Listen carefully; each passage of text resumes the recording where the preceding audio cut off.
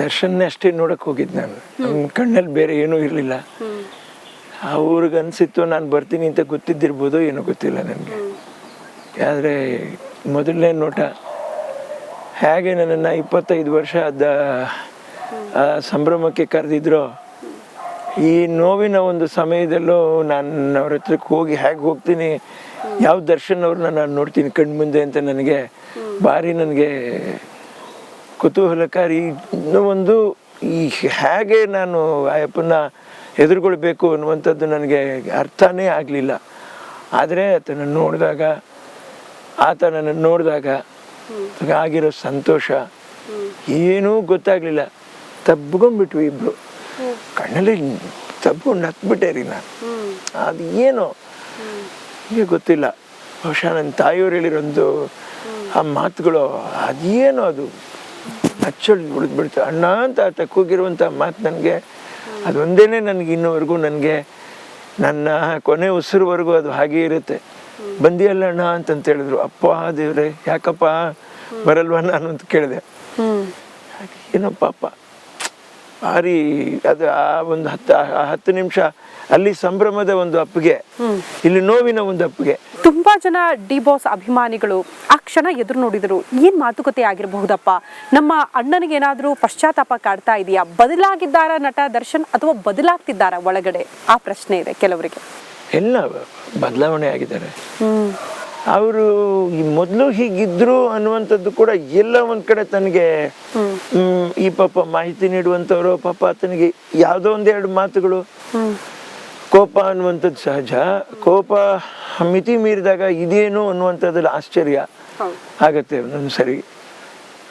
ಈಗ ಅದು ಯಾವುದೂ ಅಲ್ಲ, ತಾನು ಪುಸ್ತಕಗಳು ಇಟ್ಕೊಂಡು ಒಳಗೆ 30 ದಿವಸ, ಇವತ್ತಿಗೆ 34 ದಿವಸ ಏನೋ ಆಗಿರ್ಬೇಕು.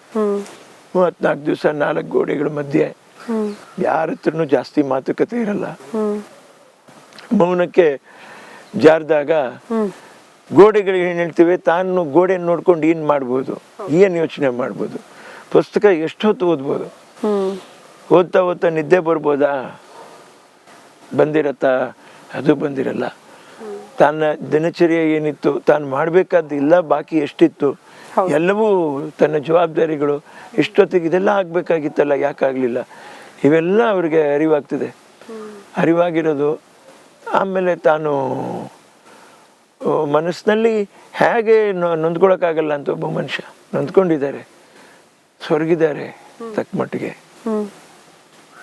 ನಾವು ನೋಡಿದಾಗ ಆತನಿಗೆ ಈ ಬಂದಿಯಲ್ಲ ನನ್ನ ನೋಡಕ್ಕೆ ಖುಷಿ, ಬಂದಿಯಲ್ಲ ನನ್ನ ನೋಡಕ್ಕೆ, ಈ 2 ಮಾತು ಯಾಕೆ ನಮಗೂ ಈ ಥರ ಯಾಕೆ ಆಗ್ತದೆ, ಯಾಕೆ ನಮ್ಮನ್ನೇ ಕಂಟ್ರೋಲ್ ಮಾಡಕ್ ಆಗ್ತೀರಾ, ಕಣ್ಣೀರು ಬಂದ್ಬಿಡುತ್ತೆ ಅಂತಾನೆ ಬೇಜಾರಾಗತ್ತೆ ರೀ. ಬಹುಶಃ ಕಲಾವಿದರಲ್ಲಿ ಈ ಅಣ್ಣ ತಮ್ಮಂದಿರ ಸಂಬಂಧ ಈ ಮಟ್ಟಕ್ಕಿರತ್ತ ಅಂತಾನೆ ಬೇಜಾರಾಗತ್ತೆ.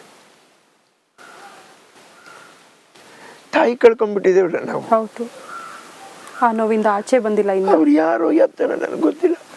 ಅವ್ರ ಮಾತು ಅಣ್ಣ ಅನ್ನುವಂಥ ಮಾತು, ನಮ್ಮಮ್ಮ ಕೊನೆಯಲ್ಲಿ ವಿನು ಅಂತ ಹೇಳುವಂಥ ಮಾತು, ನಮ್ಗೆ ಜೀವನದಲ್ಲಿ ನಿಂತೋಗ್ಬಿಡ್ತೀವ್ರಿ. ಪ್ರೀತಿಗೆ ಪರಿತಪಿಸ್ತಾ ಇರುವಂತ ಜೀವ. ನಮ್ ಕಣ್ಣೀರ್ನ ಬಿಡ್ರಿ, ಪಾಪ ಅಪ್ಪನ ಪರಿಸ್ಥಿತಿ ನೆನ್ಸ್ಕೊಂಡಾಗ ಬೇಜಾರಾಗ್ಬಿಡ್ತು. ಆ ಚಿಕ್ಕ ಮಗು ಸ್ಕೂಲ್ಗೆ ಹೋಗುವಾಗ ಅದು ಎದುರಿಸುವಂತ ಪ್ರಶ್ನೆಗಳು ಎಷ್ಟೆಲ್ಲ ಕಷ್ಟ ಆಗ್ಬೋದು. ಸುಲಭವಾಗಿ ಅಭಿಮಾನಿಗಳು ನಮ್ಮ ಬಾಸ್ ಅಂತಾರೆ, ಪಾಪ ಅಷ್ಟು ಸುಲಭವಾಗಿಲ್ಲ ಆ ಜೀವನ. ಬಹುಶಃ ಆ ಕೋಪ ಅವ್ರನ್ನ ಸ್ವಲ್ಪ ಕಾಲ ಕೋಪ ಏನು ಜಾಸ್ತಿ ಅವ್ರನ್ನ ತೊಂದರೆ ಮಾಡಲಿಲ್ಲ ಅಂದಿದ್ರೆ ಇಷ್ಟೆಲ್ಲ ಪರಿಸ್ಥಿತಿಗಳಾಗ್ತಾ ಇರಲಿಲ್ಲ.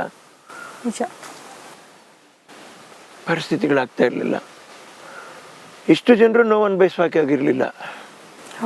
ಹೌದೌದು, ಇಲ್ಲೋ ಒಂದ್ ಕಡೆ ದುಡುಕೋ ಏನೋ ಪಾಪ ಉದ್ದೇಶಪೂರ್ವಕವಾಗಂತೂ ಇರಲಿಲ್ಲ.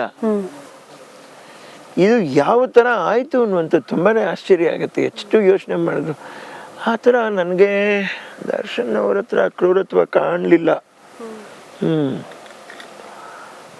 ಏನ್ ಹೇಳಿದ್ರು ವಿನೋದ್ ಸರ್ ಅಮ್ಮ, ಲೀಲಾವತಿ ಅಮ್ಮ ಕೊನೆ ಕ್ಷಣದಲ್ಲಿ ಅವ್ರು ನೋಡಕ್ ಬಂದ್ರು ದರ್ಶನ್ ಅವರು, ಅಮ್ಮ ನಿಮಗ್ ಕೊಟ್ಟಿರುವಂತಹ ಮಾತು, ಆ ಉಳಿಸ್ಕೊಳ್ಳೋ ಪ್ರಯತ್ನಗಳು ಹೇಗಾಗ್ತಾ ಇದೆ?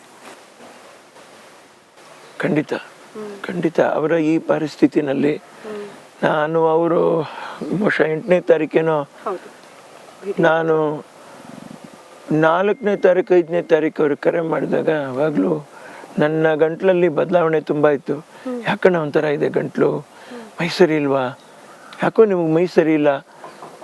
ಹೀಗೆ ನನ್ನ ಮನೆಯಲ್ಲೇ ನನ್ನಲ್ಲಿ ಓಡಾಡ್ತಾ ಇರೋರಿಗೆ ಗೊತ್ತಾಗ್ಲಿಲ್ಲ ನನಗೆ ಮೈ ಸರಿ ಇಲ್ಲ ಅನ್ನೋದು. ದರ್ಶನಕ್ಕೆ ಮಾತ್ರ ಹೇಗೆ ಗೊತ್ತಾಯ್ತು? ಧ್ವನಿಯಲ್ಲಿ ಕಂಡು ಹಿಡಿದಿದ್ರು. ಏನೋ ಗೊತ್ತಾಯ್ತು ಗೊತ್ತಿಲ್ಲ. ಅದೇ ನೋಡ್ರೆ ಅದು ಸಂಬಂಧ ಅನ್ನುವಂಥದ್ದು ಹೇಗಿರುತ್ತೆ ಅನ್ನುವಂಥದ್ದು.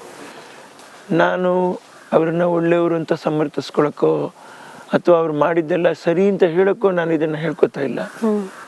ಅವರೊಬ್ರು ಕಲಾವಿದರಾಗಿ ನನಗೆ ಕಲಾವಿದರಲ್ಲಿ ಆ ಒಂದು ಸ್ಥಾನದಲ್ಲಿರುವಂಥ ವ್ಯಕ್ತಿ ನನ್ನನ್ನು ಅಷ್ಟು ಆಪ್ಯಾಯಮಾನವಾಗಿ ಅಷ್ಟು ಪ್ರೀತಿಯಿಂದ ತನ್ನ 25ನೇ ವರ್ಷದ ಒಂದು ಸಂಭ್ರಮಾಚರಣೆಗೆ ಅದೆಲ್ಲ ಕರೆದಿದ್ದು, ನನ್ನ ಹತ್ರ ಮಾತಾಡಿದ್ದು, ಅಪ್ಪ ಅಭಿಷೇಕ್ ಗೌಡ್ರಿಗೆ ಹೇಳಿದ್ದು, ಅಣ್ಣ ನೋಡ್ಕೋಬೇಕು ನೀನು, ಅಪ್ಪ ಹುಷಾರಾಗಿ ನೋಡ್ಕೋಬೇಕು, ಫೋನ್ ಮಾಡಿದ್ರೆ ನೀನು ಅಲ್ಲಿರ್ಬೇಕು, ನೀ ಮಾಡೋಣ 12 ಗಂಟೆ ರಾತ್ರಿ ನಾನು ಇರ್ತೀನಿ. ಇದೆಲ್ಲ ಈ ಮಾತುಗಳೆಲ್ಲ ಕೇಳಿದಾಗ ಏನಾಗತ್ತೆ, ನೋವಾಗತ್ತೆ ರೀ ಮನಸ್ಸಿಗೆ. ಪಾಪ ಅದು ನನ್ನ ತಾಯಿಯವರನ್ನೇ ಅವರು ದರ್ಶನ್ ಅವ್ರು ನೋಡಕ್ ಬಂದಾಗ ಅದನ್ನೇ ನನ್ನ ಕಾಲಿಗೆ ಬಿದ್ರು. ಸರ್ ಅಪ್ಪ ಏನಪ್ಪ ಹೀರೋ ಅಂತಂತ ಹೇಳಿದ್ರೆ ನಾನು ವಿಲ್ಲನ್ ಸರ್, ನೀವು ಹೀರೋ ಸರ್ ಅಂತ. ಇಷ್ಟು ಮೃದು ಮನಸ್ಸಿರುವಂಥ ಅಪ್ಪಾಜಿಗೆ ಹೇಗೆ ಹಿಂಗಾಯ್ತು ಅವ್ರಿಗೆ ಪಾಪ ಅಂತ ನನಗೆ ಭಾರಿ ನೋವು. ಮನೇಲಿ ಬಂದು ಅಮ್ಮನ ನೋಡ್ಕೊಂಡು ಅಮ್ಮನ ಹತ್ರ ಮಾತಾಡಿಸಿ ಅಮ್ಮ ಕಣ್ ತೆಗ್ದಂಗೆ ನೋಡಿ ಮಾಡಿಕೊಂಡು ಅವ್ರು ಗುರ್ತಿಸಿದ್ರು ಪಾಪ. ದರ್ಶನ್ ಗುರ್ತಿಸಿದ್ರು.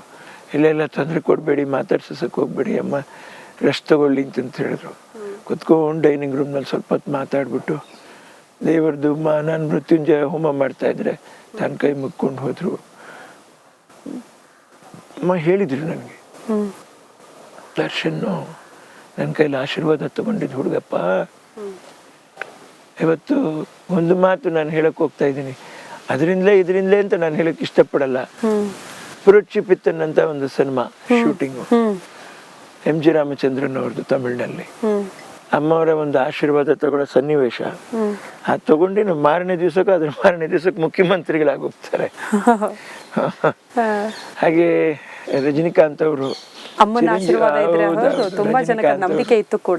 ಚಿರಂಜೀವಿ ಅವರು, ತಮಿಳ್ನಾಡಿನಲ್ಲಿ ರಜನಿಕಾಂತ್ ಅವರಿಗೆ ಅಮ್ಮವರು ತೋಟನ ಕೊತಾರಿ ಗ್ರೂಪ್ ಇಂದ ತೋಟನ ತೆಗೆಸಿ ನೀವು ತಗೊಳ್ಳಿ ರಜನಿಕಾಂತ್ ಅವ್ರನ್ನ ಫಸ್ಟ್ ಅಮ್ಮ ತಗೊಂಡಿದ್ರು ಅಲ್ಲಿ, ಆಮೇಲೆ ರಜನಿಕಾಂತ್ ಅವರು ತೆಗೆಸ್ಕೊಟ್ರು ತೋಟನ. ಅವ್ರು